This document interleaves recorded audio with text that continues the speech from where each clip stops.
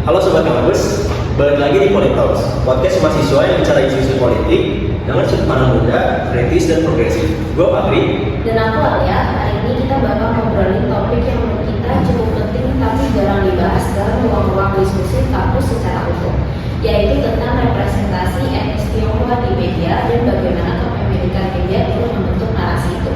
Dan cuma itu, kita juga akan bahas soal partisipasi politik etnis Tionghoa, terutama di kalangan muda. Nah, menariknya, yang ngobrol di sini semuanya mahasiswa.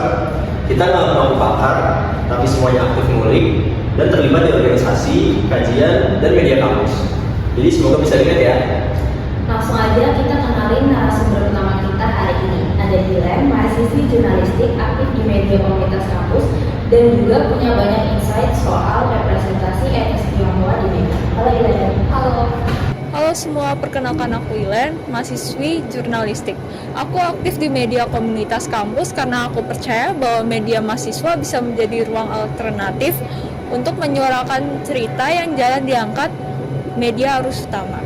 Sebagai seorang etnis Tionghoa, aku banyak mengeksplorasi bagaimana media merepresentasikan kelompok kami yang sayangnya masih seringkali dangkal dan stereotikal. Dalam podcast yang kami produksi, aku mengangkat bagaimana karakter Tionghoa di media sering digambarkan sebagai pengusaha kaya atau tokoh lucu, tanpa menyentuh realitas sosial yang kompleks. Representasi itu penting karena ia mempengaruhi bagaimana cara masyarakat mempersepsikan dan memperlakukan kami. Halo teman-teman, makasih banget udah ngajak ngobrol bareng. Semoga diskusinya mengalir kayak kopi pagi. Terus ada Rafli dari komunikasi juga yang aktif di LPM dan sering banget bawain kajian ekonomi politik media.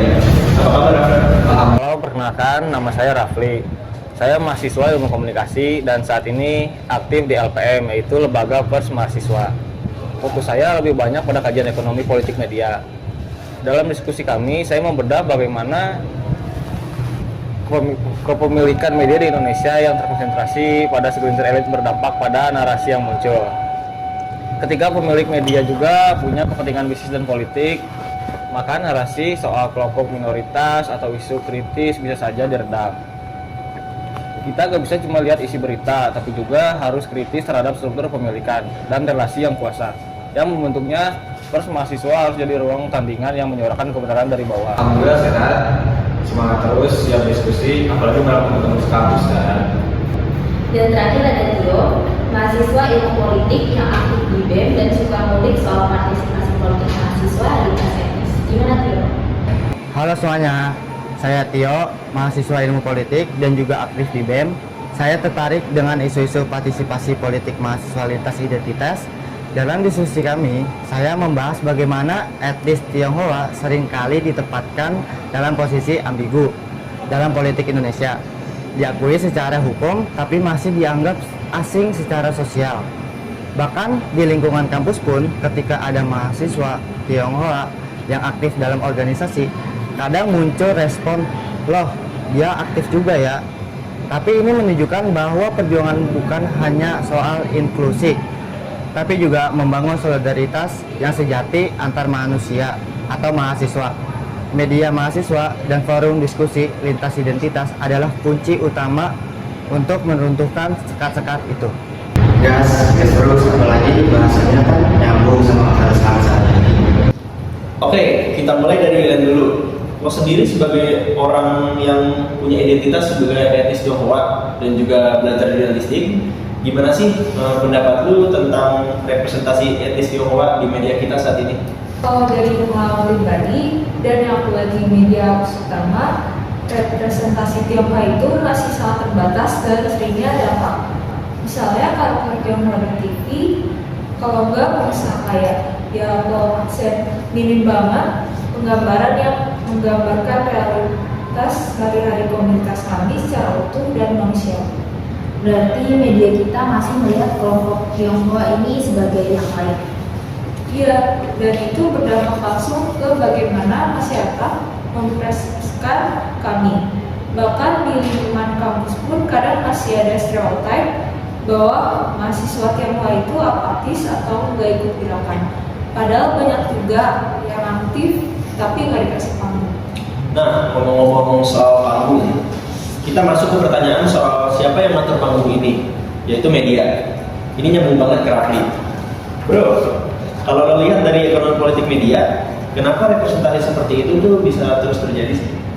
Nah, ini menarik. Jadi dalam perspektif ekonomi politik media, yang perlu dilihat bukan cuma isi beritanya, tapi struktur siapa yang punya medianya. Di Indonesia, media besar itu dikuasai oleh segelintir elit yang punya kepentingan politik dan bisnis. Jadi kalau mereka merasa narasi minoritas termasuk etnis Tionghoa akan menguntungkan secara ekonomis atau bisa mengganggu status quo, ya akan disingkirkan secara halus. Jadi ini bukan semata-mata soal jurnalisnya yang peka, tapi memang sistem media kita yang udah mengarah ke oligarki informasi. Persis, kita sebagai mahasiswa yang belajar komunikasi dan jurnalisme perlu banget aware soal ini. Karena ruang untuk narasi alternatif, kayak media komunitas atau pers mahasiswa itu penting banget untuk jadi tandingan. Dan itu sebenarnya harapan kita. Pers mahasiswa harusnya nggak cuma jadi koran acara kampus, tapi bisa jadi ruang counter naratif yang lebih kritis dan humanis. Nah, lagi nih ngomongin soal counter naratif, gue jadi kepikiran soal bagaimana komunitas Tionghoa sendiri itu ngambil peran dalam ranah politik, kayak baik formal maupun non formal. Kayak gimana sih cara orang-orang Tionghoa itu mendapat peran di situ? Kita tanya ke Tio. Menurut lu gimana ya? Sebenarnya kalau kita tarik ke sejarah, etnis Tionghoa itu sering kali ditempatkan dalam posisi yang ambigu dalam politik Indonesia, atau diakui sebagai warga negara, tapi juga sering distigmatisasi pasca reformasi. Memang mulai ada ruang, tapi stigma itu udah hilang begitu saja. Nah, di kalangan mahasiswa itu sendiri kerasa nggak? Kerasa banget malah. Misalnya ketika ada teman dari etnis Tionghoa yang aktif di organisasi, kadang masih muncul komentar kayak, loh dia aktif juga ya? Setuju banget. Kita kadang harus bekerja dua kali. Satu sisi berkontribusi, sisi lain harus terus membuktikan bahwa kita bagian dari gerakan itu. Padahal semua mahasiswa harusnya punya posisi yang setara dalam perjuangan sosial. Berarti yang dibutuhkan itu bukan cuma inklusi simbolik ya, tapi juga solidaritas yang benar-benar menghapus sekat sosial dan identitas. Ya, dan salah satunya jalannya adalah lewat ruang diskusi, kolaborasi, lintas identitas, dan tentu media mahasiswa yang punya keberpihakan pada keadilan. Wah, obrolan kita hari ini benar-benar buktiin kalau isu media, representasi dan politik itu nggak bisa dipisah-pisahin. Dari siapa yang punya media, ke siapa yang disuarakan, sampai ke siapa yang dikasih tempat untuk menjadi bagian dari sistem politik. Semuanya saling nyambung. Dan semua perubahan besar itu bisa dimulai dari hal kecil, kayak siapa yang kita ajak bicara di media kampus, dan siapa yang kita undang di forum diskusi, dan bagaimana kita menanggapi stereotip. Atau bahkan simpel dari apa yang kita share di medsos. Intinya jangan cuma jadi konsumen informasi, kita harus mulai jadi produsen konten juga. Terima kasih buat Ilen, Rafli, dan Tio yang sudah sharing pengalaman, analisis, dan keresahannya. Semoga teman-teman pendengar juga bisa mulai melihat media dan politik dengan cara yang lebih kritis. Sampai jumpa di episode selanjutnya Politalks. Tetap berpikir kritis dan jangan ragu untuk bersuara. Bye semuanya.